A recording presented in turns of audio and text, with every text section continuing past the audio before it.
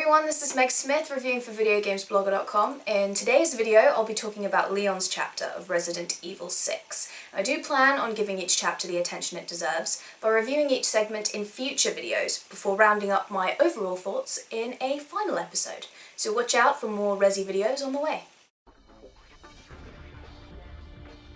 In this chapter, another bioterrorist attack strikes before President Adam Benford can come clean to the public about the Raccoon City event of 1998, leaving poor Leon Kennedy and Helena Harper to fight for survival and piece together this new puzzle. There's a whole lot of mystery in this chapter, twists and turns, handful of laughs, a little bit of heart, and a lot of action. Just watching the story unfold, just enjoying the ride, is part of what makes the narrative experience in this chapter so enjoyable. The story moves along at a nice pace, and there are just enough cutscenes to move the story forward. It didn't bog the player down in length.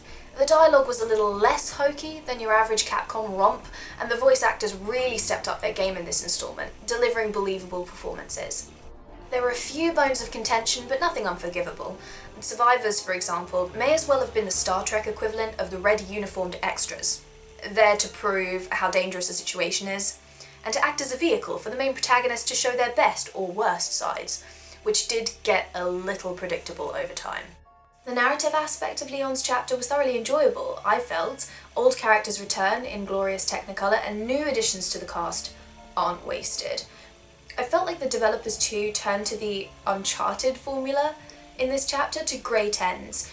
It really adds sort of cinematic blockbuster feel to this segment, not just concerning the narrative. I also want to say that I felt the storyline started off quite slow in Leon's chapter, but it really ramps up in the last half or so to blinding heights.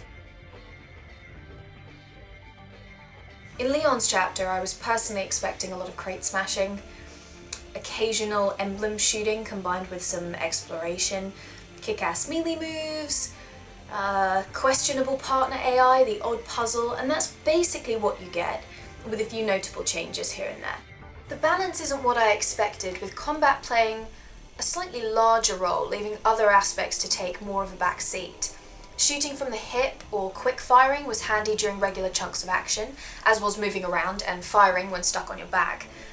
There's a vast array of enemies to fight too, from small and medium fry of the undead variety to statue traps and mutated naked ladies and Left 4 Dead style. It's great, considering that this chapter is combat heavy in most areas.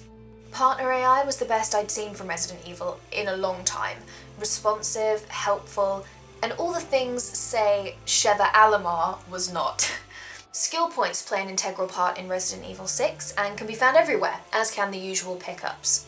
The overall difficulty levels weren't insulting either. There were a few things about the gameplay that I didn't understand, like the inclusion of snakes and chickens to shoot, which in Resident Evil 4 would have awarded you a health egg or another item drop. But in Resident Evil 6 there was no rhyme or reason that I could see, and no reward. I also didn't like the fact that you couldn't traditionally pause the game from the pop-up menu. Dashing, running really fast, was often way more trouble than it was worth, and I had a really hard time climbing with the left trigger and right trigger buttons. Leon's chapter plays very much like Resident Evil 4, but I wouldn't say that it necessarily exceeds that experience. A few things have been changed, but those changes don't really enhance the gameplay, they don't take away from it either.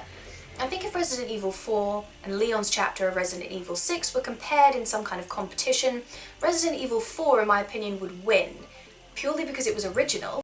And for all the extras and trimmings in Leon's chapter, they really don't enhance the overall gaming experience. Like Ada says, the more things change, the more they stay the same. And that's true for the gameplay here. That said, there are some good battle segments here, enough puzzles and exploration to vary up the balance a little bit. There are some genuinely tense moments during play. The variety of sets in this chapter is quite impressive. It's nice to see that the developers didn't shy away from colour or sacrifice style for realism, though the textures, models, environments, etc. are all top-notch. From foreboding cemeteries and hellish city streets in the US and the Orient, to derelict laboratories, dark underwater caverns and spore-filled aeroplanes falling out of the sky, there really are a wide variety of sandboxes to play in, albeit strictly fenced-in sandboxes. I was also really fond of the character models. Everyone's hair was so enviably shiny and looked as though they belonged on a L'Oreal ad. I mean, that's not to say that the character models were hugely realistic. There were realistic things about them, mainly concerning textures, wounds, etc. But on the whole, I would class them all as eye candy, which is not a bad thing, and something we have come to expect from Capcom games anyway. There were quite a few occasions though when you'd run into the same zombie far too many times, but the details of cause and effect when shooting one more than made up for it in my opinion. So overall this chapter is dripping in style, I would say, but not necessarily in substance. But the chapter doesn't suffer because of it. The music in this chapter is pretty inconsistent and patchy, and I say this because there are large portions of the game that don't feature any music at all, and it doesn't necessarily enhance the experience. And since this chapter's lacking in the serious scares department, the tension and atmosphere simply doesn't make up for the lack of ambient score. When the music does chime in, it can feel like you've stepped right into an action blockbuster, which always serves as a nice backdrop for action segments.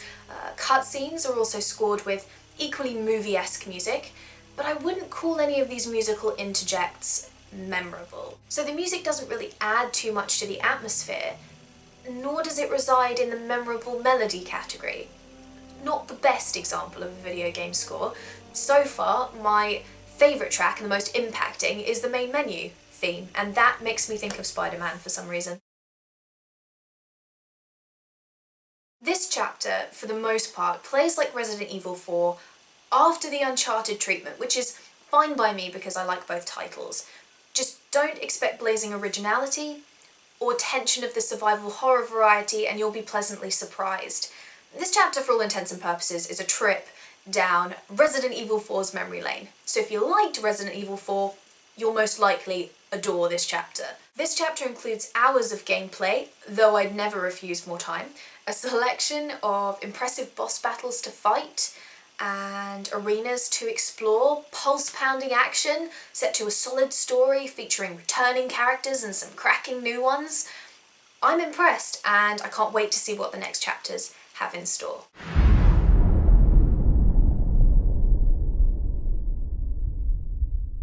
So those are my personal thoughts on Leon's chapter of Resident Evil 6.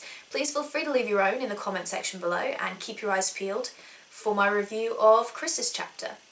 Bye!